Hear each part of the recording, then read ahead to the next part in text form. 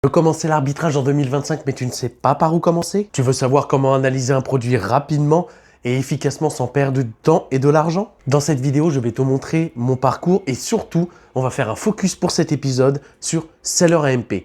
Vous avez été beaucoup à me demander comment l'utiliser et avoir un petit récapitulatif d'utilisation de ce logiciel qui paraît comme une usine à gaz mais une fois maîtrisé est indispensable. Alors, sois réalisé. Aujourd'hui, une vidéo spéciale pour ce logiciel. On est parti, bonne vidéo à tous. Laisse-moi tout d'abord t'expliquer à quoi sert le logiciel Seller AMP. Seller AMP est un logiciel qui n'a... Ça fait très partenariat, mais pas du tout, je n'ai même aucun lien d'affiliation. Seller AMP, c'est un logiciel qui est fait exclusivement pour l'arbitrage. Tu peux l'utiliser pour l'étude de produits, même pour le private label, mais il est quand même focus sur l'arbitrage. Il va te permettre de pouvoir connaître ta rentabilité, ton ROI, ta marge et surtout le nombre de concurrents, ta rentabilité selon les marketplaces et de voir si tu es éligible à vendre ce produit. C'est donc un outil extrêmement complet pour pouvoir décider définitivement de la rentabilité et surtout de la viabilité du produit que tu vas vendre. Ok, donc nous voilà désormais sur mon PC en double écran comme un jeune streamer Twitch aberrant, mais pas du tout, mais pas du tout, pas du tout, pas du tout. Je suis désolé pour la config gaming. J'ai simplement pas le budget pour l'instant pour pouvoir, vous savez, m'acheter les beaux micros d'influenceurs, mais ça viendra vite parce que, comme vous le savez, que l'arbitrage, on va aller loin, les amis. Enfin bref, restons concentrés. On est là donc pour vous présenter, pour que je vous présente le logiciel Seller AMP. Tout d'abord, on va aller sur la page numéro 1 de l'outil. Voilà. Seller AMP, qu'est-ce que c'est? C'est un logiciel, c'est une web app, c'est aussi une application mobile que vous allez pouvoir télécharger pour faire du retail si vous souhaitez aller dans les magasins pour scanner directement les codes barres, donc vachement pratique. Mais vous l'avez aussi soit en application ou en Chrome extension. Vous le voyez, il est juste ici. Donc en Chrome extension, c'est que vous l'ajoutez à votre... Moi, j'utilise Google Chrome. Je ne sais pas si ça fonctionne avec les autres, sûrement. Mais en tout cas, avec Google, ça marche très bien. Il suffit juste de vous loguer. Voilà, moi j'étais déjà logué. Et ensuite, de taper soit là, si vous souhaitez trouver, par exemple, je donne un exemple, vous trouvez un grossiste avec des produits intéressants et vous voulez taper directement sur le site Seller AMP, pourquoi pas, vous pouvez le faire. Regardez, bah, il y a déjà pas mal de produits que j'ai essayé d'entrer. Bah, par exemple, cette bouteille thermos noire, qui peut être d'ailleurs un excellent premier exemple concret. Regardez bien. Alors, comment ça se présente Seller AMP? Comme je vous ai dit, c'est un outil qui est très complet. Alors, on va faire le tour menu par menu. Ça va être un peu long, je suis désolé, mais comme ça va permettre que tu puisses comprendre vraiment bien complètement le logiciel. Alors, pour le produit, donc tu vois, comme tu as pu le voir dans mon moteur de recherche, j'avais déjà trouvé et cherché ce produit. Donc on va l'étudier ensemble. Alors, on voit que c'est une bouteille thermos noire de 420 ml de la marque Twist Check. Ok, très bien. Ce qui est bien avec Seller MP, c'est que tout d'abord, ça nous donne pas mal d'infos. On a l'ASIN, le code EAN du produit. On peut directement faire la recherche sur Google, ici, du produit. Donc si tu cliques, tu vois, ça va te chercher directement tout ce qui est en rapport avec ce produit. Donc pour trouver éventuellement d'autres fournisseurs, c'est vachement pratique. Tu peux aussi directement aller sur Amazon. Donc les liens fonctionnent bien. Le logiciel est vraiment à jour. J'ai aucun problème. Et il s'ouvre automatiquement, tu vois. Tout ce que je vais te montrer ici, je te le montre, c'est pour que tu vois beaucoup mieux. Mais dis-toi que tu le retrouves quand tu pourras continuer à naviguer sur la plateforme Amazon et en même temps avoir toutes les infos qu'il y a ici. Tu vas voir. Mais je te le montre sur le grand écran, ce sera plus simple. Alors, première chose auquel il va falloir que tu fasses attention, le éligible et le alerte. Tout ça, ça va t'indiquer ce que je te disais dans mes réels et dans d'autres vidéos, le type de produit à qui tu as affaire. Est-ce que c'est des produits dangereux? Si c'est dangereux, tu auras marqué DJ pour Dangerous Good. Si c'est des produits hazmat, tu auras un H. Si c'est des produits Amazon exclusifs. Si c'est des produits sous pression ou dangereux. Tu vois, toutes ces alertes vont s'afficher. Alors, bien sûr, il y a souvent une alerte qui va revenir. Voilà, il va falloir que tu fasses attention, c'est celle-ci. Que tu as plusieurs variations. Ça, c'est pas une alerte qui te dit wow, n'achète pas. Ça veut simplement dire que tu as plusieurs variations. Donc si tu vois par exemple ce produit 6 ventes par mois, donc le volume est un peu... voilà, c'est pas foufou quoi. Ça veut dire que ça se partage entre toutes les variations. Donc ça fait un par mois. Donc c'est ridicule. C'est peut-être pour ça d'ailleurs que je l'ai fini par pas le choisir. Donc c'est juste ça un indicatif. Il faut pas que tout de suite tu recules. Là après tu étudies variation par variation. Et je vais te montrer après comment on fait. Le BSR.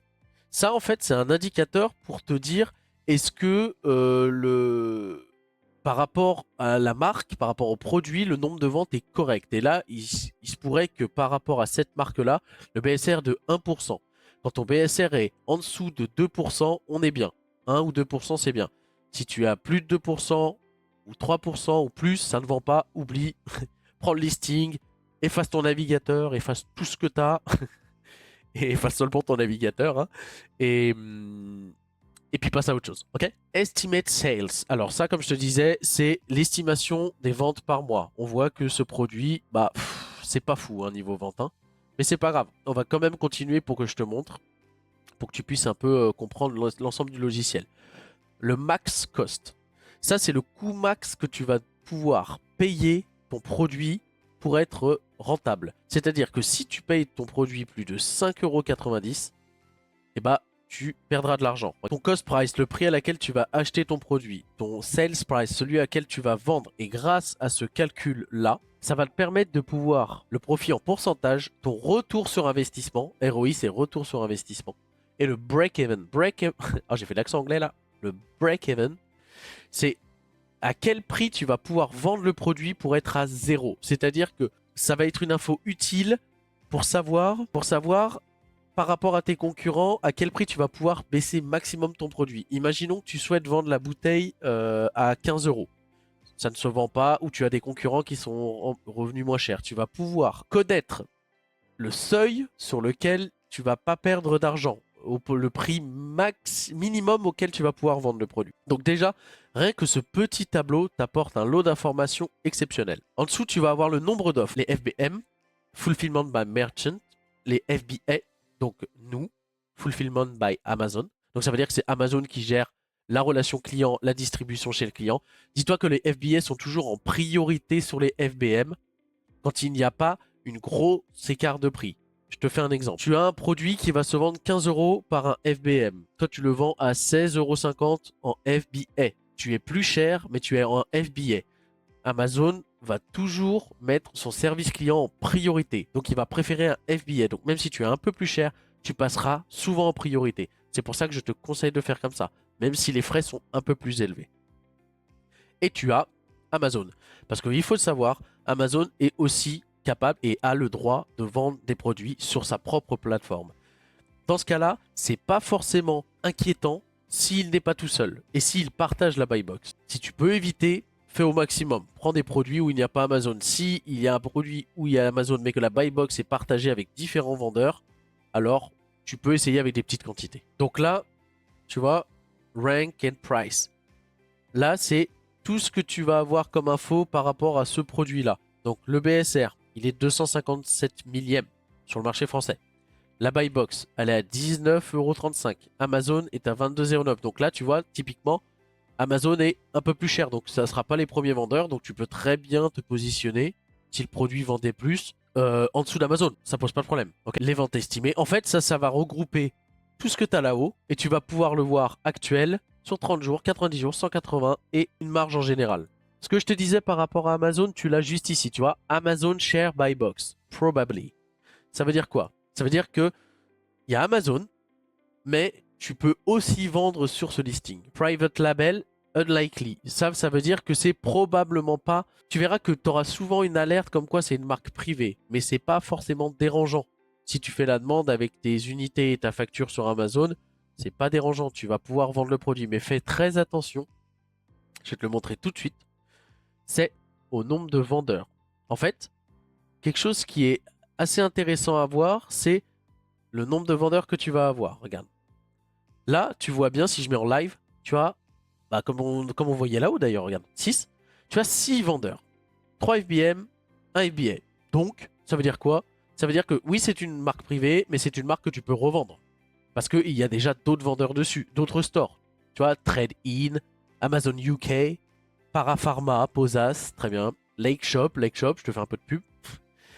Et Amazon. Donc, à partir de là, même si tu vois que Amazon est sur le listing, tu peux quand même aller dessus si tu vois que ça se partage avec d'autres vendeurs. Si tu vois que tu as seulement Amazon ou tu as seulement la marque, donc un vendeur, ça, tu oublies. Ça veut dire que le produit est vraiment private label en ce que je fais moi, c'est-à-dire créer une marque et vendre des produits et que je protège ensuite. Donc si tu te mets sur leur listing, ils vont te dégager directement et tu vas avoir des problèmes. Ok. Pour la petite anecdote, j'ai fait une erreur qui m'a coûté un petit peu d'argent cette fois. C'est que j'ai acheté des produits, mais j'avais mal regardé ces offres-là. Et je me suis retrouvé avec un produit où j'avais que Amazon. Là, tu vois, quand c'était en Amazon Char Buy Box, c'était non. Donc en fait, j'ai acheté des produits que je ne pouvais pas vendre sur Amazon parce que Amazon a bloqué le listing et voulait être les seuls revendeurs de cette marque. Alors c'est une erreur de débutant, un peu débile, c'est vrai, mais ça m'a appris à faire bien plus attention. On récapitule. Ton listing, tu vérifies toujours si tu as plusieurs vendeurs dessus et s'il n'y a pas que Amazon. Si tu as ces deux points qui sont OK, alors on peut continuer. Pour ce qui est du graphique, alors attends, je vais te le décaler un peu. Pour ce qui est du graphique, alors, tout ce que tu vois en orange, c'est assez facile, c'est Amazon. Quand Amazon est présent, donc là on voit que Amazon est assez régulièrement présent, là c'est sur 3 mois. Ce qu'il va falloir que tu regardes, tu vois, ça aussi ça va te permettre de vérifier, c'est le offer count. Tu vois, on a tout le temps 4, 3, 5, 6, 6, très bien. Donc ça veut dire qu'on a entre 3 et 6 vendeurs sur cette offre. Donc potentiellement, aucun problème pour ouvrir la marque et puis pour la revendre, ok? Au niveau de la note, on voit qu'on est entre 4 et 4,1 étoiles. C'est bon. Et je vais être honnête avec toi, même si tu vois un listing qui est pas très bien noté, ça veut pas dire qu'il faut pas acheter. Parce que des fois, tu peux avoir un listing qui est pas très bien noté, mais que tu peux toi-même remonter grâce à la revente des produits. Et des fois, tu as un listing qui va être à 3 étoiles, complètement pourri, éclaté, et qui va faire 200 ventes par mois. Dans ce cas-là, tu ranges ton cerveau, et puis tu vends. Ok? Là, c'est pas comme le private label où tu dois gérer la marque, gérer le listing et tout ça. Hein. Ça, tu t'en occupes pas. Donc, sur toutes ces courbes, on voit bien qu'à chaque fois, tu vois, la buy box, elle a quand même des prix qui varient, mais elle est toujours disponible. Tu vois, t'as pas de trou comme quoi la buy box a disparu et qu'on t'a interdit de vendre. Parce que ça, c'est ce qui peut arriver et c'est un peu gênant. Si tu vois, attends, non, avec ma grosse tête, on voit pas. C'est bon, on voit. Le profit calculator. Ça, c'est super aussi.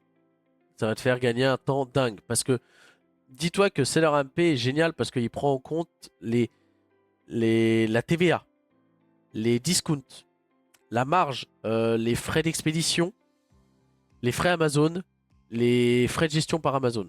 La seule chose que SellerMP ne prend pas en compte, et ça je t'invite à faire très attention, j'ai fait une erreur pour ça, c'est de bien prendre en compte, si tu fais du grossiste, le prix de ta livraison du grossiste jusqu'à chez toi, de chez toi jusqu'à Amazon. Imaginons, tu prends pour 500 pièces de quelque chose. Ça te coûte 100 euros, 100 euros de livraison en tout. Il va falloir que tu prennes ces 100 euros et que tu les divises par, bah là pour 500 pièces, tu les divises par 500 pour que tu ramènes au prix par produit. Et ça, c'est la seule chose que SellerMP ne prend pas en compte. Donc, fais bien attention à ça. Gère bien ta livraison, sinon tu te retrouves comme moi à ras des pâquerettes et des fois c'est chaud. Hein. Imaginons donc que le prix, j'ai le produit à 6 euros. Ok, super. Et je veux le revendre à 19 euros. C'est complètement aléatoire. Hein. Voilà. Tu vois, ça va te donner ta marge, ton profit et les totales des fees. Alors les fees, c'est quoi? C'est toutes les taxes. Hein. C'est ce que tu dois payer à Amazon. Ok. La marge, le break-even. Mais ce qui est très intéressant dans ce tableau, c'est quoi? C'est le quantité. Ça va te donner une super info. Tu vois, je te disais quoi tout à l'heure? Allez, j'ai pris 500 pièces. Et ben, je sais que pour ce prix d'achat, ce prix de vente, et avec tous les frais Amazon, je vais en avoir pour 3000 euros. Je vais vendre pour 9500 de chiffre d'affaires et je vais avoir 1300 de bénéfices. Donc par rapport à ça, tu vas pouvoir calculer ce que tu vas faire mensuellement. Imaginons, j'aurais vendu ce produit 100 pièces par mois. Bah, c'est génial. Et ben je sais que je me ferai 268 euros par mois de marge, plus ou moins, en fonction des vendeurs. Ça peut varier un peu, mais ça donne une super estimation. Donc je te conseille de bien regarder ce petit tableau. Franchement, il est cool. Ensuite, les variations. Ce que je te parlais tout à l'heure. Attention, le listing a plusieurs variations. Donc ça, alors ça, bon, ça fonctionne pas toujours. Mais quand ça fonctionne, c'est vachement utile. Qu'est-ce que ça va faire? Tu vois, ça c'est génial. Voilà, c'est parfait. Ça te montre quoi? En fait, ça va simplement te dire quelle variation a le plus de reviews. Et c'est grâce à ça que le logiciel va pouvoir te faire comprendre qu'il y a une unité ou une variation qui se vend plus que d'autres. Là, on voit clairement que le rose pastel et le gris pastel se vendent en majorité. Et tu vois, c'est là où il y a le plus de reviews. Et nous, on veut vendre du noir. Tu vois, le noir, un review, et le noir, il est juste ici. Donc, c'est pas le bon plan. Donc ça marche pas. Des fois, ça fonctionne pas parce qu'il a du mal à se capter avec Amazon.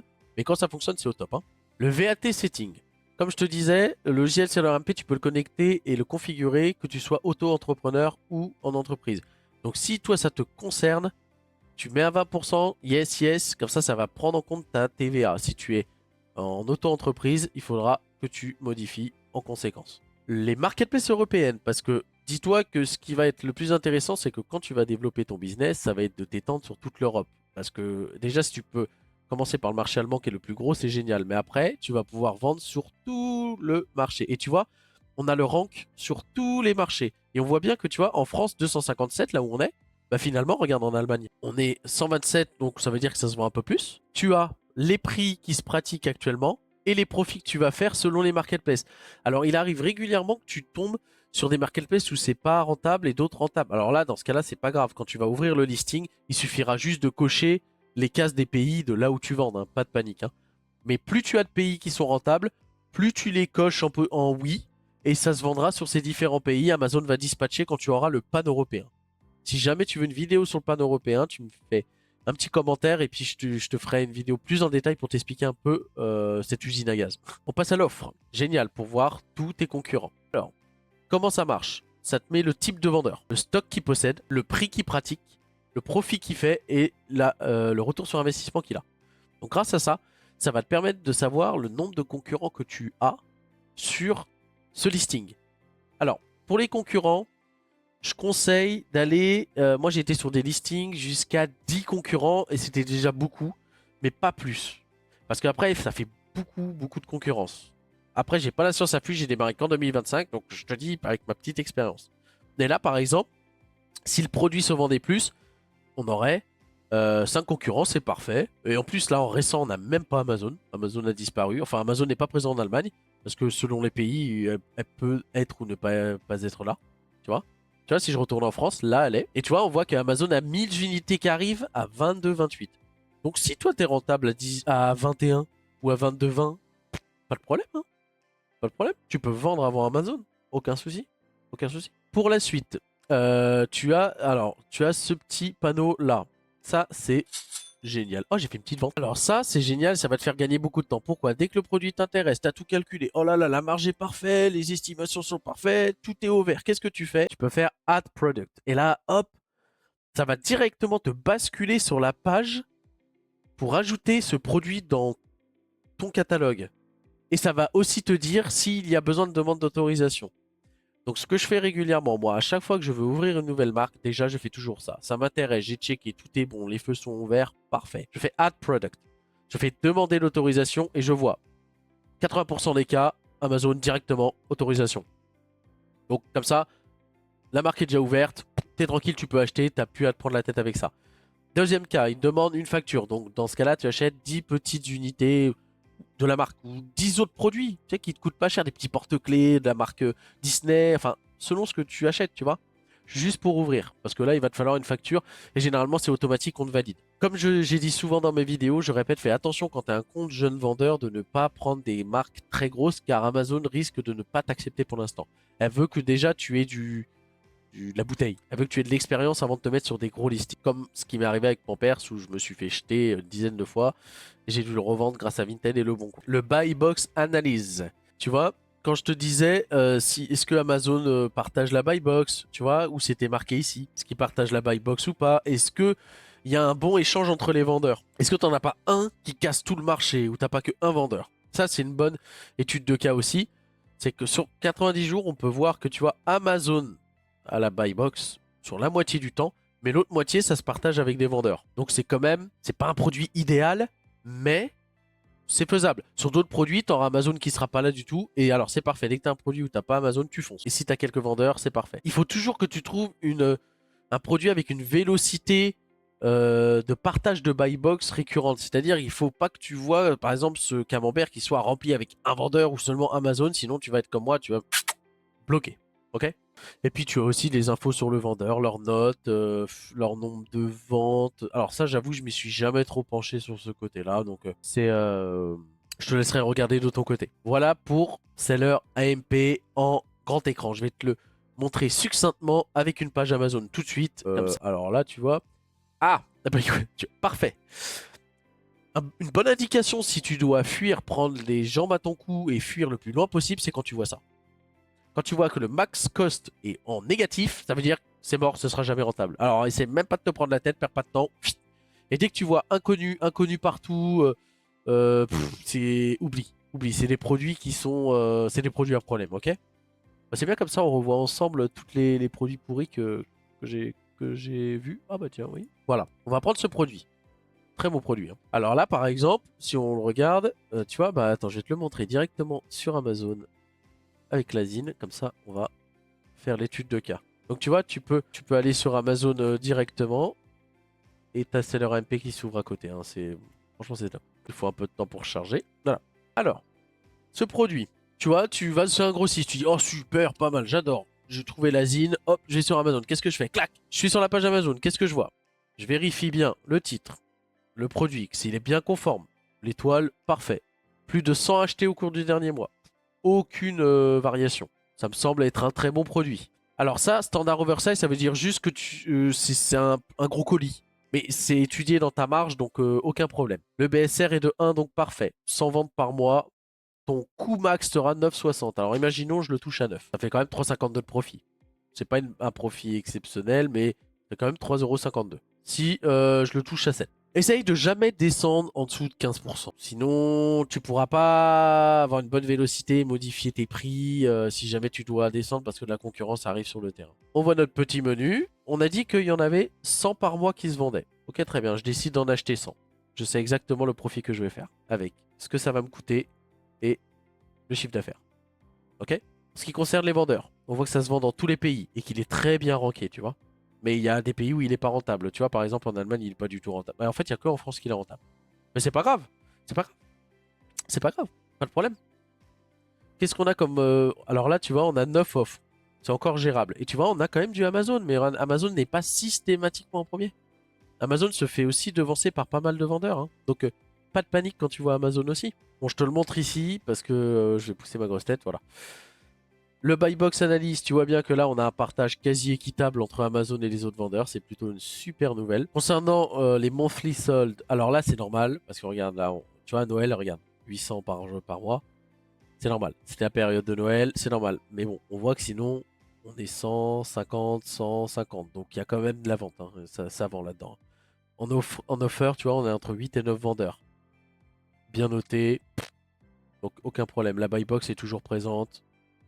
On est très bien. On a checké l'essentiel. Le produit me convient. Je fais Add Product et je vois s'il faut des autorisations ou pas pour vendre ce produit. Et s'il en faut, je les fournis. Je suis pas obligé, par exemple, tu vois, c'est un bon exemple. T'es pas obligé d'acheter 10 Nerf Elite qui vont te coûter, je sais pas, 700 balles. Tu peux déjà acheter peut-être la même marque, mais acheter trouver d'autres petits produits, tu vois. Des petites peluches, des petites. Qui permettraient de débloquer déjà la marque dans un premier temps. C'est intéressant de pouvoir faire comme ça.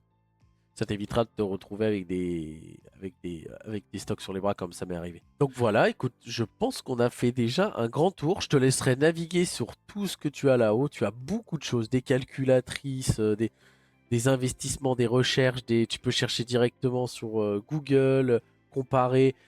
Pour être honnête, il y a beaucoup de choses, hein. Moi, ça fait que 3 mois maintenant que je suis en arbitrage. Mais je suis sûr qu'il y a encore beaucoup de choses que ce logiciel peut nous montrer. Mais déjà, si tu arrives à comprendre tout ce que je t'ai expliqué, ça va bien t'aider pour ta recherche produit, ok? Il ne reste plus qu'à te remercier d'avoir été patient. Et puis j'espère que ça t'a plu. C'est un format qui est un peu différent, un peu plus technique. Mais je pense que c'est bien aussi de montrer du concret et pas toujours être dans la parole, blabla, blabla.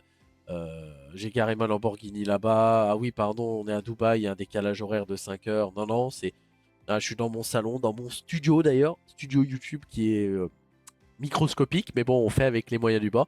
Je vous promets d'améliorer au niveau de la caméra, au niveau du micro et tout ça très bientôt. Et on se retrouve en facecam pour la conclusion.